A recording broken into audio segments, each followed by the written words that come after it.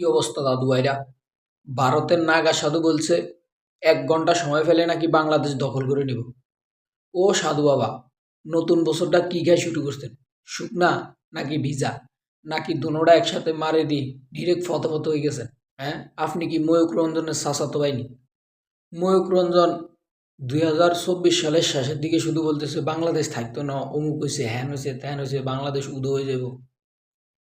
আমাদের এখানে ব্রাহ্মণবাড়িয়ার নাম শুনছেন?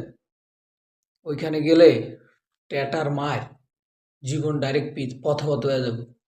আর কুষ্টিয়া থেকে কিছু প্রসিদ্ধ জিনিস আনি যদি আপনারা খাওয়াই দেই, তাইলে তো শুধু চোখ খাড়ি মহাকাশের ভিতরে ঘুরবেন, কিছু চোখে দেখতেন না।